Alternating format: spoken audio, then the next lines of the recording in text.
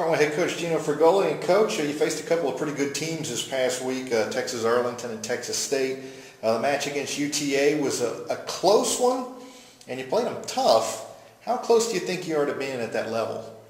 Boy, I think that Arlington match was kind of a heartbreaker because we had leads in that second game. I think you win that second game, we won the third game, have a good chance to maybe build on the momentum and win the match. So I felt like that match we were a lot closer than a lot of people may think. But good team, great defense, a lot of seniors on that team. I think 5 of their 6 of their starters were seniors. So, a gutsy performance by our group, but again, not quite getting it done, and, it gets frustrating, but we're working through it.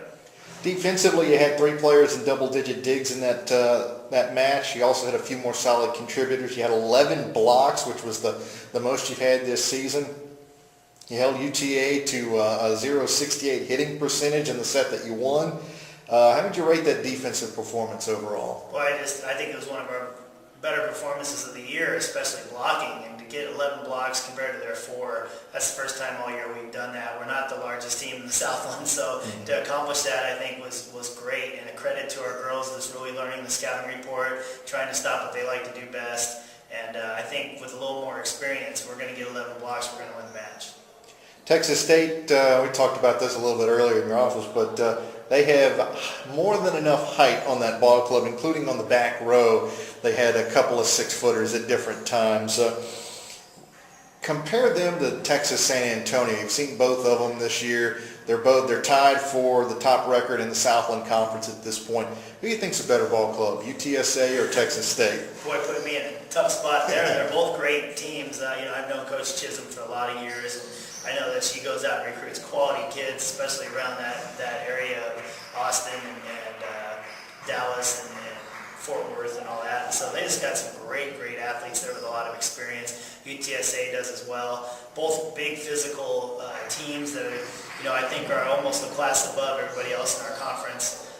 It should be just a great final. I don't know who I'd pick right now coming down the stretch, but I know they're both just great quality teams, and you saw how they came in and just acted professionally and took care of business, and they just keep rolling as they leave the building. It's just a credit to a great coaching staff there and a great program. They've been that way for years.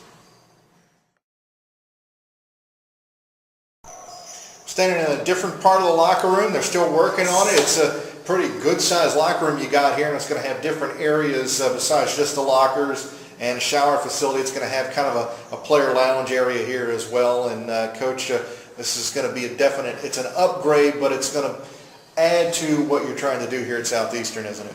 Boy, so excited about this area. We had alumni and seniors and everybody in here this weekend looking around. It's getting built. Still can't show you too much. We're going to have a big unveiling and pictures on the internet and all that kind of stuff. But boy, the guys here are just doing a first-rate job, and Mr. Bellairs has been in here constantly, and he's overseeing it. And I just can't tell you how excited I am, and I know that when we brought recruits in here and even gave 1 or 2 of our girls a sneak peek, they just went crazy over it. So one of those great things that's happening in our program, and that's just one of many things.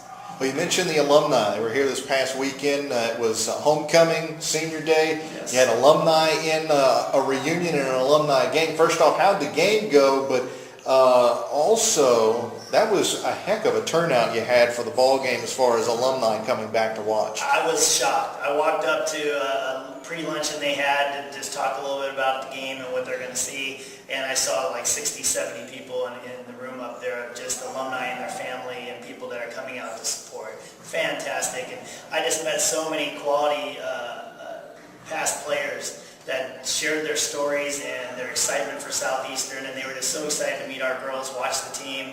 Just an awesome experience all the way around, and I think they got really excited about what we're trying to build here, and they saw the improvements on the floor.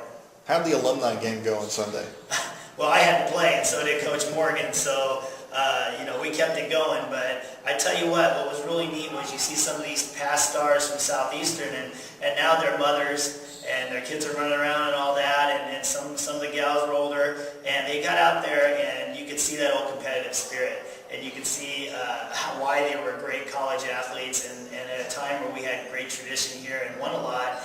Those were the women that carried through, and you can see that in their personalities, just playing again years later and just getting together again and hearing their stories. It's a great event. Coach, this week you got Northwestern State, Central Arkansas to wrap up the season. Northwestern State saw them earlier this year here at the University Center. They're very young, but it looks like they're going to have a good team in another couple of seasons after they get some experience under the belt. What do you think of their play here at the University Center? Well, I have great respect for Hugh, they're the head coach. He's going out and just trying to rebuild this program like I am. We talk a lot about it, how as, schools so close to each other in Louisiana and stuff, trying to beat all those big Texas programs that may have a little more resources or that kind of thing, how to do it right and how to build a team. And I see him doing that, and I see his kids working really hard for him. So we expect a battle when we get there, but, our kids say they're not done yet. They want to win a couple more games before we finish, so it should just be a great battle. Central Arkansas is a tough team, but they didn't dominate the Southland this year like they did last year. What did they lose that's made the difference? Well, it was a coaching change there. And, I don't know if they lost anything because the coach their day is very good. But what I think happened is girls have to adjust to a new coaching style, maybe a little new system, or, it's just a change. And so I think there's some of that going, and I think they're trying to get the right players in the right fit. But they're still a program that has so much history in our conference. They're going to be tough to beat, and they're going to be very tough to beat as they figure it all out. Well, Coach, best of luck on the road as you wrap up the season this week. Thanks, Dave. I appreciate it.